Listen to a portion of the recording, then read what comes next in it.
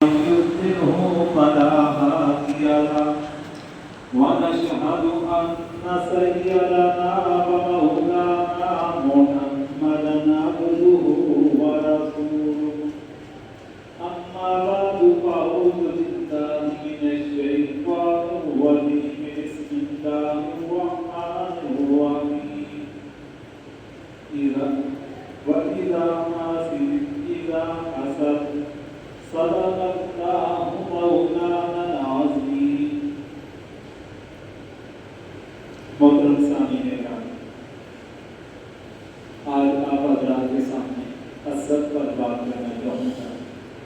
دعا کیجیے اللہ تبارک و تعالیٰ قرآن و سنت کی روشنی صحیح اور حق بیان کرنے کی، آپ سب کو سننے کی، اور اللہ تبارک و تعالیٰ ہم سمیت تمام مسلمانوں کو ہر ایک کے ساتھ حسد کرنے سے محفوظ کریں.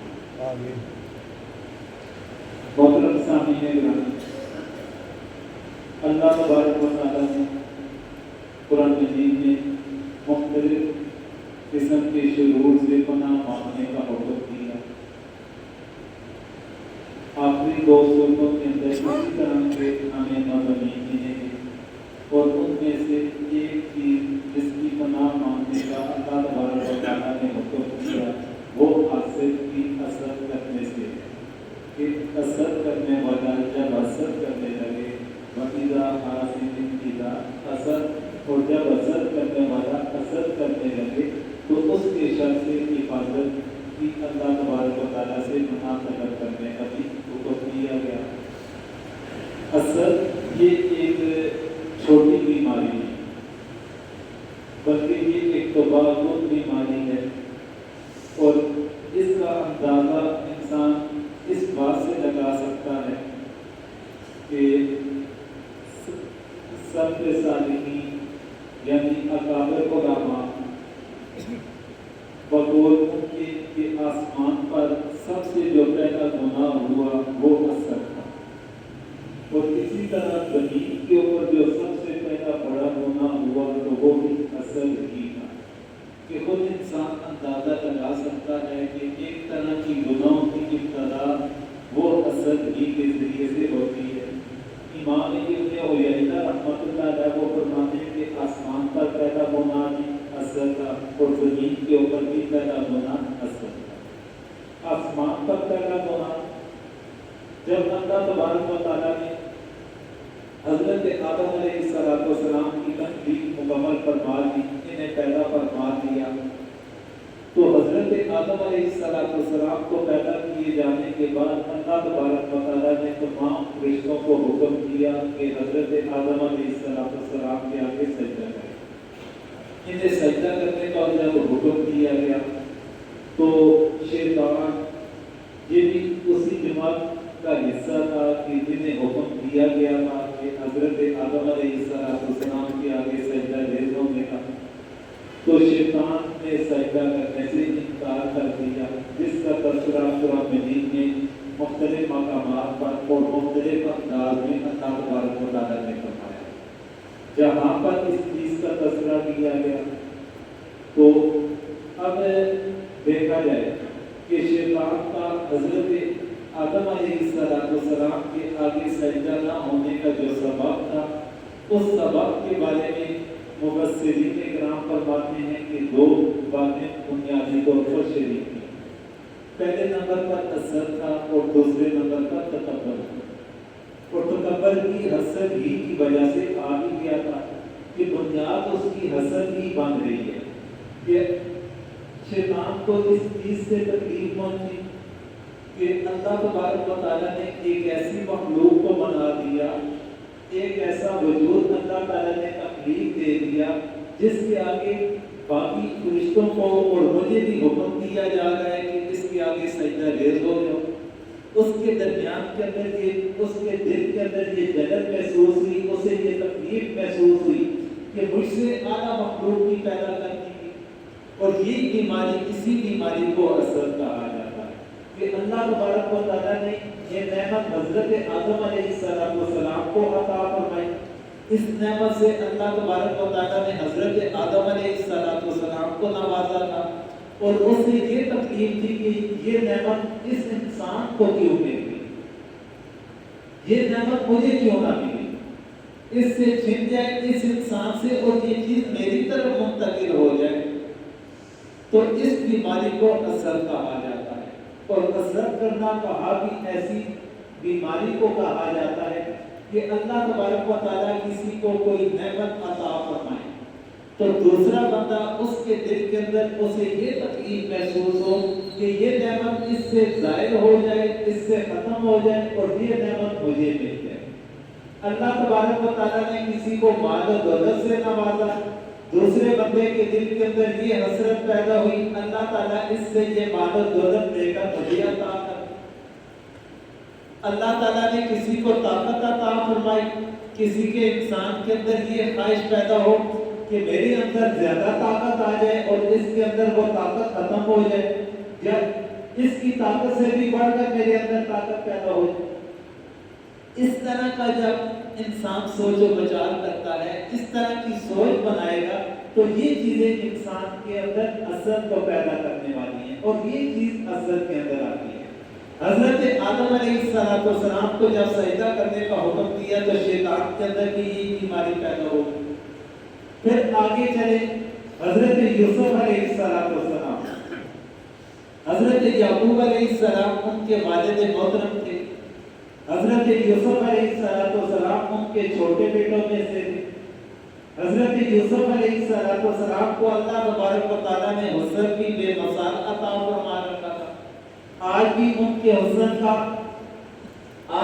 حسن کی دنیا کے اندر مثالیں پیش کی جاتی ہیں۔ اللہ تعالیٰ نے ایسے حسن سے نوازا، اور یہ قدرتی بات ہے کہ والد کو ایسے بچے سے کہ جس بچے کے اندر اللہ تبارک و تعالیٰ نے کمالات رکھے ہوں، جس کے اندر اللہ تبارک و تعالیٰ نے خصوصی طور پر صفات رکھی ہوں، تو والد کو اس بچے کے ساتھ دلی لگاؤ پیدا ہو جاتا ہے باقی بچوں کی نسبت۔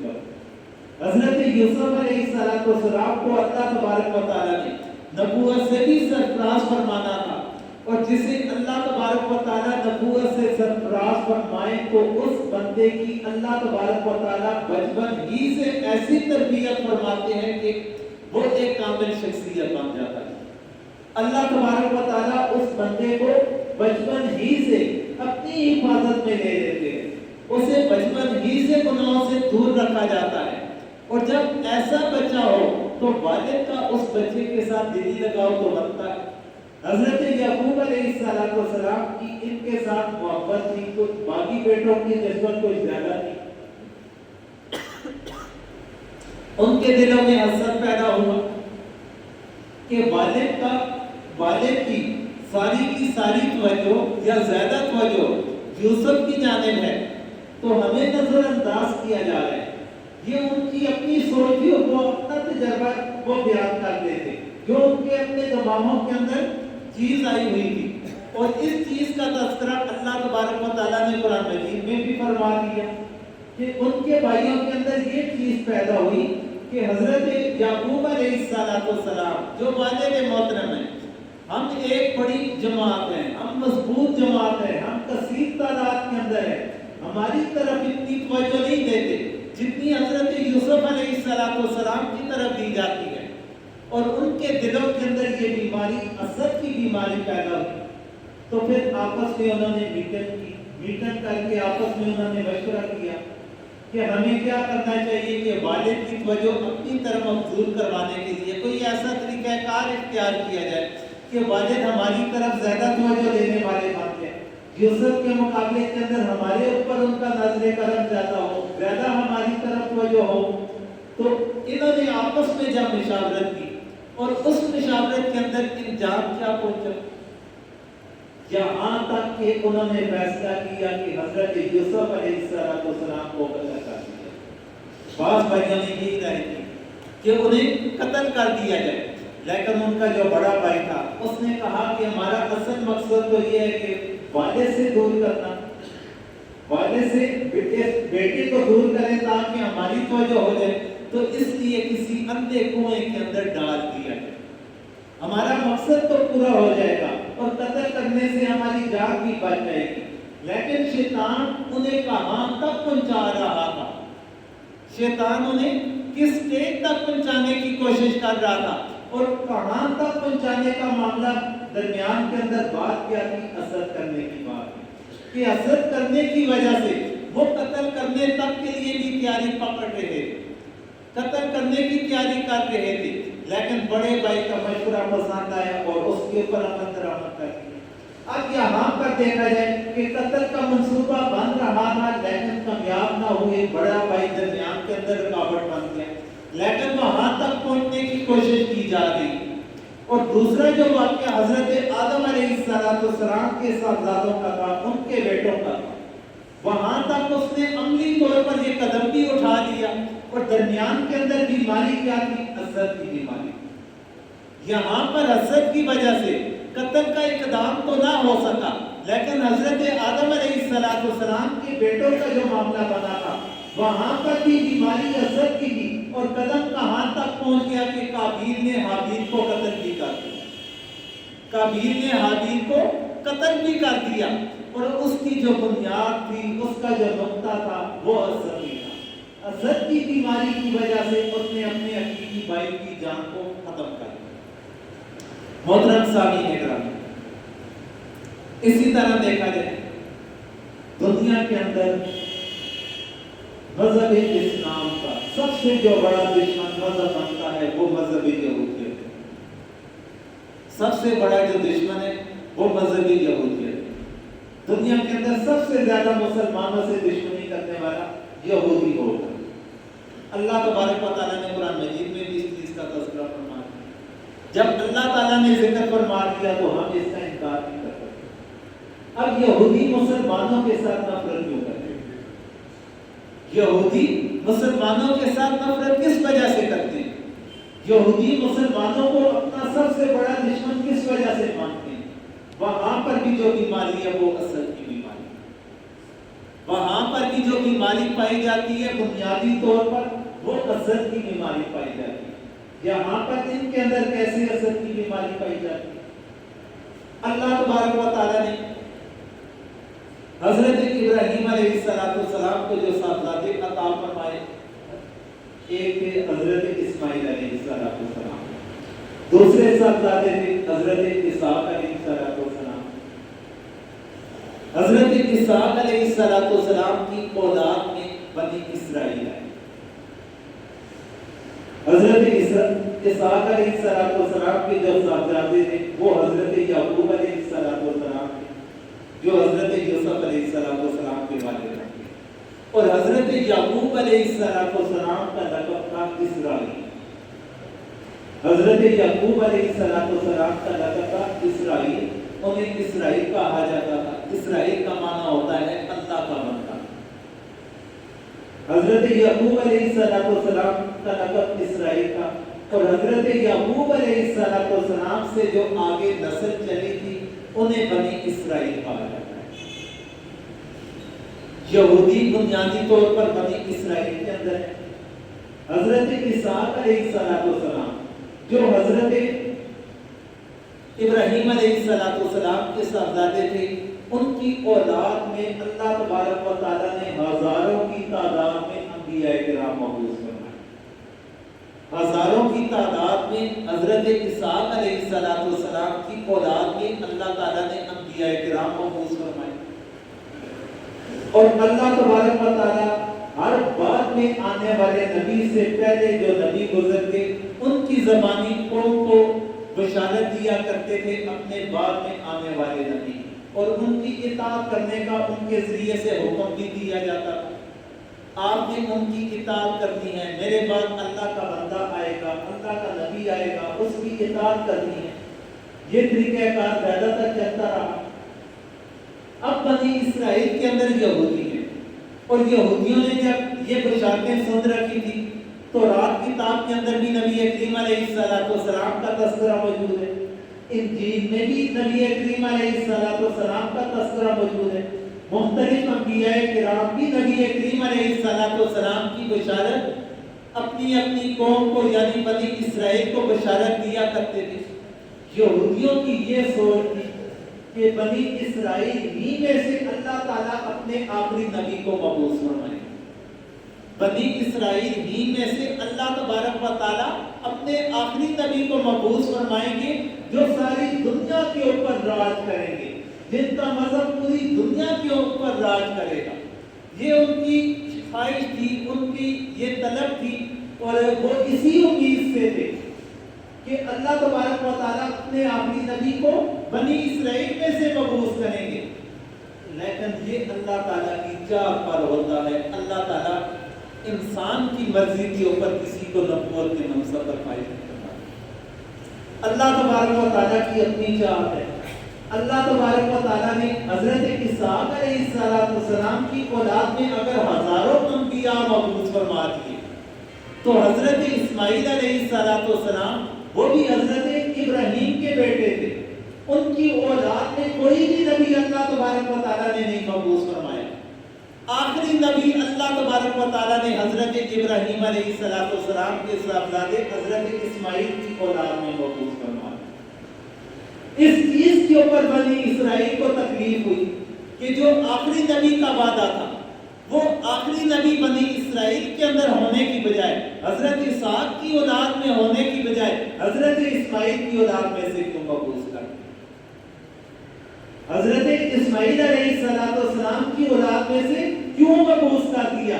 اور یہ چیز انہوں نے دل کے اندر رکھی، اور اتنی انہوں نے دل میں رکھی کہ نبی کریم علیہ السلام پر ایمان لانے سے انکاری ہو گئی، ان پر ایمان لانے سے انکاری ہوگی۔ اور یہ جو بیماری ہے یہ اسد کی بیماری ہے، یہ بیماری اسد کی بیماری ہے کہ اللہ تبارک و تعالیٰ نے نبوت ان کی اولاد میں کیوں دے دی؟ نبوت تو ہماری اولاد کے اندر چلنی تھی، تو انہیں دینے کی بجائے انہیں کیوں مل گئی؟ اگر انہیں مل گئی تو ہم انہیں تسلیم نہیں کریں، ہم ان کے اوپر ایمان نہیں لائیں، ہم ان کے ساتھ دشمنی کریں۔ اور انہوں نے ایسی دشمنی کی کہ نبی کریم علیہ السلام کے زمانے سے لے کر آج تک وہ دشمنی ان کی مسلسل جاتی ہے، ان کی دشمنی تسلسل کے ساتھ جاتی ہے۔ ان کی دشمنی کے اندر کمی کسی دور کے اندر نہیں ہے۔ کبھی وہ آلات کی نزاکت کو مد نظر رکھتے ہوئے تھوڑا سا پیچھے ہٹ جایا کرتے تھے، کبھی بیت کے اوپر ہو جایا کرتے تھے، اپنی تیاریوں کے اندر مصروف رہتے تھے، پھر آگے بڑھ کر بات کرنا شروع کرتے تھے۔ کبھی اندرون خانہ وہ سازشیں کیا کرتے تھے، کبھی مسلمانوں کے درمیان وہ تفریق پیدا کرنے کی کوشش کرتے، یعنی مختلف انداز اپنا کر اپنی دشمنی کو نکالنے کی وہ تسلسل کے ساتھ محنت کر گئے اور کوشش کر گئے۔ اور آج بھی ہماری آنکھوں کے سامنے ہے کہ اسرائیل فلسطین کے اوپر کس حد تک ظلم و ستم کر رہا ہے۔ نہ معصوم بچوں کو دیکھا جاتا ہے، نہ خواتین کو دیکھا جاتا ہے، نہ بوڑھوں کو دیکھا جاتا ہے، نہ اسپتال کے اندر پڑے ہوئے شدید ترین زخمیوں کو دیکھا جاتا ہے۔ وہاں پر بھی وہ بمباری کرنے سے پیچھے نہیں ہٹتے، اور اس کی بنیاد کیا ہے؟ اسد کی بیماری۔ پھر خود اندازہ لگا لے کہ ایک حسد کی بیماری انسان کو کس حد تک لے کر چلا جائے۔ اسی لیے نبی کریم علیہ السلام نے فرمایا کہ اسد نیکیوں کو اس طرح کھا جاتا ہے، اسد انسان کی نیکیوں کو اس طرح کھا جاتا ہے کہ جس طرح آگ لکڑی ہو۔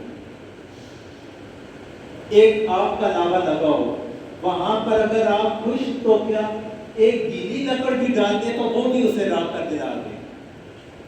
نبی کریم علیہ السلام نے گیلی لکڑ کا نہیں کہا، انہوں نے مطلقاً ذکر فرمایا کہ جس طرح آگ لکڑیوں کو جلا دیتی ہے، اس طریقے سے اسد انسان کی نیکیوں کو ختم کر کے چھوڑ دیتا ہے، اسد انسان کی نیکیوں کو ختم کر کے چھوڑ دیتا ہے، وہ جلا کے راکھ کر دیتا ہے۔ ایک انسان بڑا کیوں نہ پاک دامن، 5 وقت کا نمازی، 5 وقت باجماعت نماز ادا کرتے ہیں، لیکن اس کے دل کے اندر حسد آ گیا، حسد کی بیماری پیدا ہو گئی۔ اب ادھر سے وہ نمازیں بھی پڑھے گا، تہجد بھی پڑھے گا، روزے بھی رکھے گا، ادھر سے نماز پڑھی، دل کے اندر حسد کی بیماری باقی ہے، اس نماز پڑھنے کا جو ثواب ملا اسے جلا کر راکھ کر، روزہ رکھا، اس کا جو اجر ملا، حسد کی بیماری اندر موجود ہے، اس کا جو اجر ملا جلا کر راہ کر دے. جو نیک عمل کرتا رہے گا نیک عمل کو وہ خود ہی جلاتا رہے گا. کس وجہ سے جلاتا رہے گا؟ اس کے اندر جو بیماری اثر کی بیماری یہاں تک کہ نیکیوں کا بالکل سنپایا کر کے چھوڑ دے. جس طرح آگ لکڑی کو بالکل جلا کر راکھ میں تبدیل کر دیتی ہے، اسی طرح حسد کی بیماری انسان کے نیک اعمال کو بالکل ختم کر کے چھوڑ دے. جس انسان کے اندر حسد کی بیماری پیدا ہو جاتی ہے وہ بڑے سے بڑا قدم بھی اٹھانے کے لیے تیار ہو جاتا ہے. بڑے سے بڑا قدم بھی اٹھانے کے لیے تیار ہو جاتا ہے. آج ہمارے معاشرے کے اندر ایک خاص طور پر بیماری پائی جاتی ہے. اکثر لوگوں کا واسطہ پڑتا ہے، کوئی بیمار ہے، کسی کو جسمانی بیماری ہے، کسی کو روحانی بیماری ہے، کسی کو نفسیاتی بیماری ہے، پھر شادیوں کا دور ہے. آتے ہیں چیک کریں گے، کسی نے میرے اوپر تعویذات تو نہیں کر دی، کسی نے میرے اوپر جادو تو نہیں کر دی. حقیقت ہے اگر اس بیماری کا خاتمہ کر دیا جائے، حسد کی بیماری انسان سے ختم ہو جائے، آگے ہمارے جو یہ پیشہ ور پیر بنے بیٹھے ہیں جادو کرنے کے لیے، تعویذات کرنے کے لیے، غلط قسم کے، ان کا کاروبار ختم ہو جائے. آدھے سے زائد ان لوگوں کا کاروبار ختم ہو جائے اگر انسان کے دل سے یہ بیماری ختم ہو جائے. جائز ناجائز ہر قسم کے وہ طریقہ کار اختیار کرتے ہیں، یہاں تک کہ جادو کا عمل بھی کرتے ہیں. اور جادو کا عمل کرنے والا، جادو سیکھنے والا، وہ تو کفر کی جانب ہے. اور جس کے اندر یہ بیماری پیدا ہوتی ہے حسد کی بیماری، وہ اپنے عزیز ہی کے خلاف کبھی ایک جادوگر کے پاس جائے گا، کبھی دوسرے کے پاس جائے گا کہ کوئی مجھے ایسا تعویذ بنا کر دیں، کوئی ایسا عمل مجھے بتا دیں کہ یہ تباہی کے دانے پر پہنچ جائے. کیوں وہ تباہی کے دانے پر پہنچ جائے؟ تو وہ نعمت، اس نعمت سے میں محروم، وہ نعمت مجھے نہیں.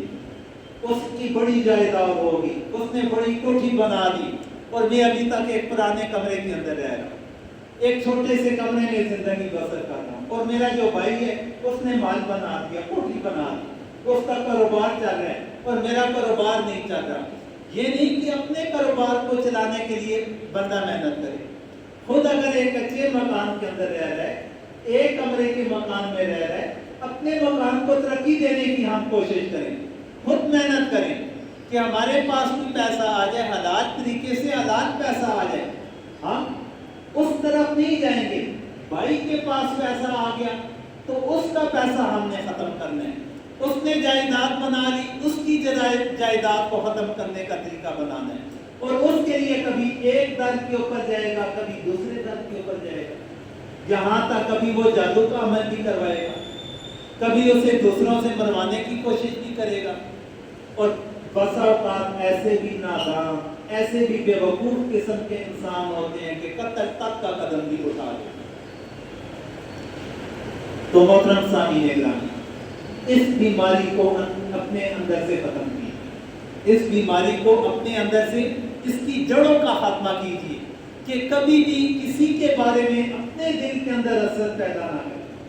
کسی کے بارے میں، ہاں وہ آپ کا حقیقی بھائی ہو، آپ کے خاندان کے افراد ہوں، آپ کے اہل محلہ میں سے ہوں، آپ کے گاؤں سے رہنے تعلق رکھنے والے ہوں، کوئی بھی ہے، کسی کے بارے میں کبھی بھی حسد نہ کیجیے.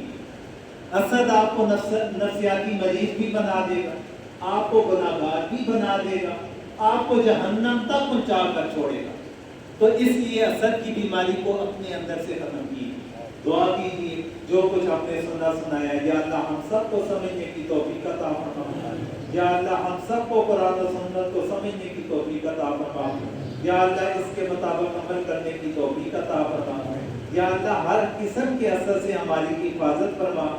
یا اللہ ہر قسم کے آصف کی اثر سے بھی ہماری حفاظت فرما.